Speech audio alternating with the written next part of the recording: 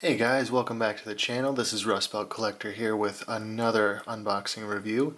Today I'm looking at the Star Wars Vintage Collection Jabba's Palace Adventure Set. As you can see, they're still going with the Kenner designed artwork, box art, stuff like that that looks nice and vintage, straight out of the 70s and 80s.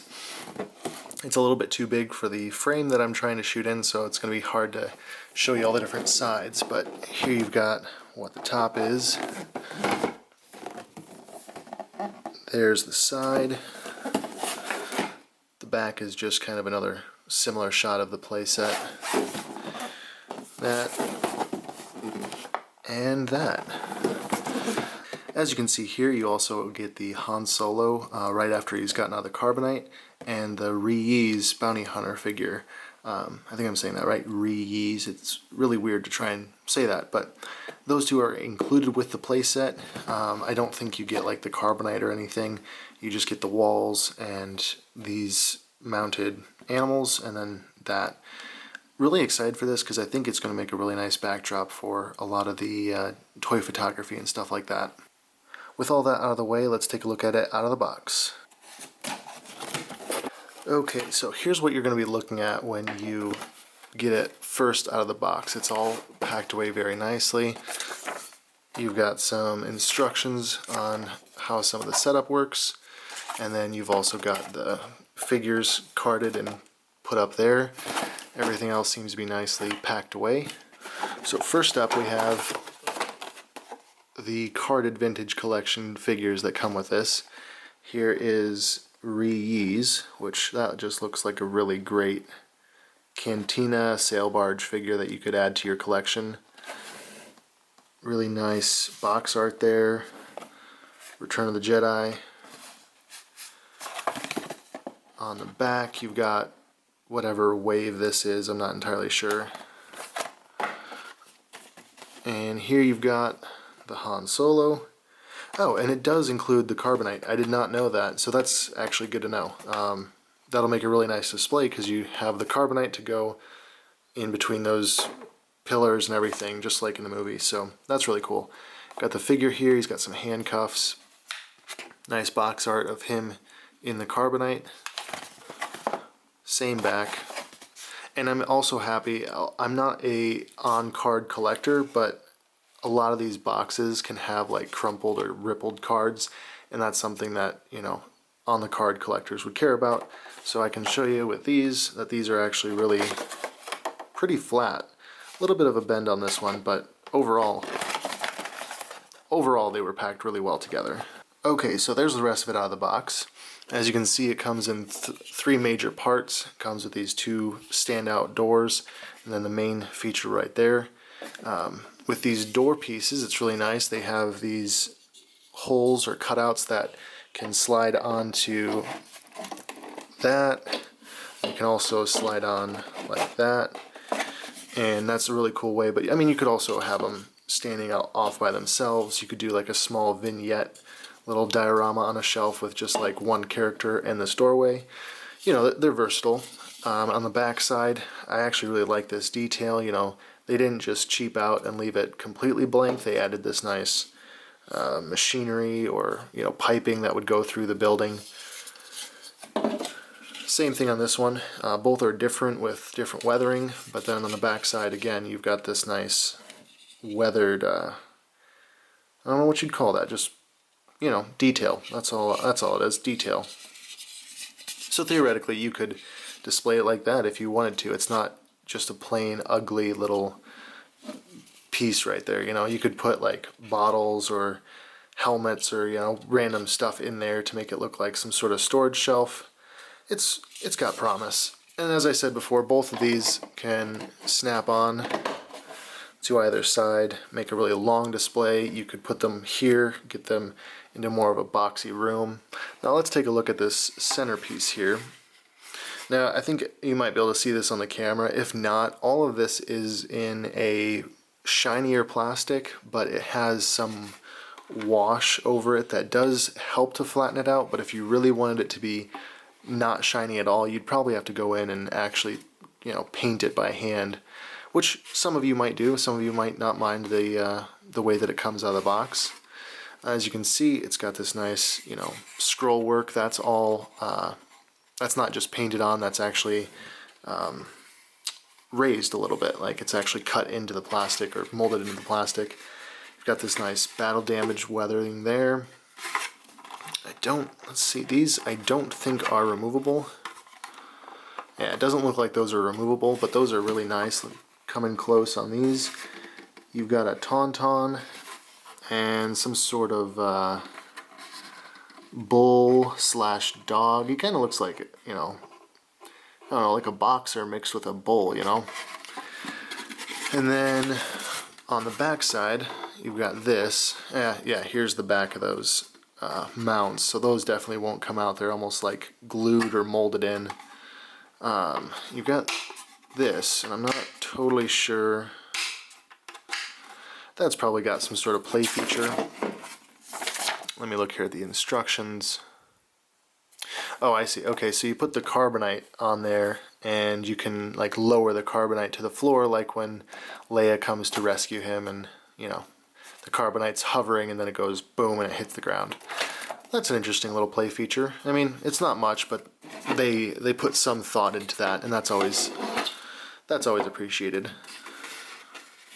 All right, so there's that. I mean, there's not much to it. A couple play piece sets, and you could put something up here. I don't know if I showed, but it's got this weathering and detailing up here as well. So you have a little bit of a roof. It's nice. Now I'm going to unbox these guys, go over articulation and everything with the individual figures, and then see how they look set up in the play set. I'm sorry, the adventure set. Alright, so I got the bubbles cut off here. And then I do tend to save my vintage card backs just because I enjoy it.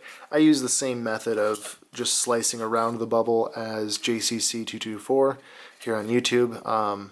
I did it before watching his videos, but then I realized he does it the same way. He's got a video on the way that he takes a knife and kind of cuts along that edge of the bubble.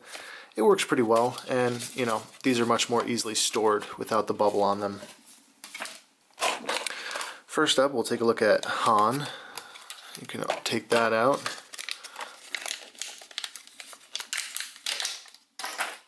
And here you have the carbonite. Really nice. Very well sculpted. I mean, just look at that. That looks just like the movie. You got his face right. His hands are coming through. Nice detailing on the side. Control panel there. Detailing on the top and the bottom. From the looks of it, this is actually a magnet. Now, I'm going to test that up really quick. Oh yeah, that's a magnet. It's hanging right there. See, it'll lay perfectly flat, actually. And then when you flick that switch, it just lowers it to the ground. Makes it hover. Pretty simple, but that's actually a cool design. I mean, you don't have to try and get a peg to line up or anything. You can just...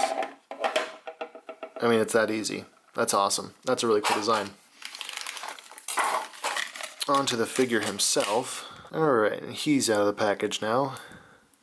Looks like he's got, your typical ball joint. Pretty good face sculpt. I mean, the TVC is pretty accurate when it comes to making them look like the character that they're supposed to represent. But, it's not perfect, especially at this small scale. You've got a nice upward hinge. You got a swivel there at the wrist. Nothing else at the hand. Torso swivel there. He's just got a swivel for his hips. And then, hinge swivel. I don't always know the technical names for these, but I just kind of show you guys to see. He gets a good knee bend. He's got good foot articulation. No rocker or anything down there. And then he comes with these handcuffs, which I think... I'm not really sure how the handcuffs are supposed to go on him. I mean, it looks like they they're rubbery, so they fit on really nice, but let's see here. I mean, I guess that kind of works if you're looking for something like that. I don't know how they fit on in the movies, and I'm guessing that these are some sort of ankle shackles, like that. He can be chained up and waiting to be executed. Looks like there's a little bit of flashing on these, oh, just a little bit. I mean, these are kind of cheap rubbery plastic feeling, no big deal. They snap on just fine. And yeah, there you go. That's what he would look like with all the chains and everything. Can have him stand by himself in carbonite there. Next, we'll take a look here at Ree Yee's. The cool thing with this figure is that I remember getting him in the Power of the Force line, I think it was, and he came with like an oversized version of this blaster right here. So that's cool that they kept that, you know, with him. I assume that's what he has in the movie, although you probably never see him use it. But he holds his weapons really well, even for having these really big, like, bulky hands. He's got a good ability to hold them, so that's nice that they kept that in consideration. I remember with the old figures, it was like, good luck getting a weapon to fit in their hands. But as you can see, he's got a swivel ball joint on the head. Really nice upwards at the shoulders. Elbows, swivel at the wrist here. He's got a torso. He's actually got a little bit of a crunch to that torso, so that's cool. Just swivels at the hips, forward and back. Good knee bend, and he's got nothing at the ankles, which is okay. I mean, you know, the last time we saw this character was in the Power of the Force line, and that was really not a good figure, in the sense that it was a 5 POA figure. I think it was a cool figure. I remember loving it as a kid, but comparatively, having this much articulation, you know, that's a step up. And so, yeah, no problem with that. Slip these weapons in here. And here you can have him moving to arrest Han Solo. Or we can bring this in. You know, he doesn't have any holsters, which would be cool. Again, you know, his character design probably didn't have holsters, but whatever. We'll put him right there. It's a nice archway size. I mean, I could see this working really well on just about any kind of shelf that you would have, or it would work really well for, you know, toy photography. You could have a character coming through. You could have, you know, let's see if we can maybe, I don't know if he's posable enough to really get the pose that I'm thinking of, but like, you know, you could get that classic leaning against the wall look with his foot kind of down. You know, something like that. You know, that's not the best example, but there's a lot of good things that are going on with this playset, or adventure set as they call it. The idea of a playset is probably too childish, since a lot of collectors probably would buy this and have it on a shelf, like me. And so yeah, there's the characters, there's all the pieces to the playset put together. You got the carbonite, you got the cool mounted animals, 2 vintage collection figures included with it. Overall, I think this is a really awesome playset, and I think it's great for any collector, toy photographer, anyone that's just a fan of the original trilogy. This just makes a really nice addition with the 3 3/4 inch figures. Great addition to go along with the sail barge, the skiff, all those different Return of the Jedi sets that they've been releasing lately. Yeah, it's really nice. So that wraps up the review, guys. I hope you like it. If you do, leave a like, leave a comment, you know, subscribe if you really like the channel. I appreciate every one of you. And if you'd like, you can go down to the description. There's a link to my Instagram where I'll have toy photography photos posted.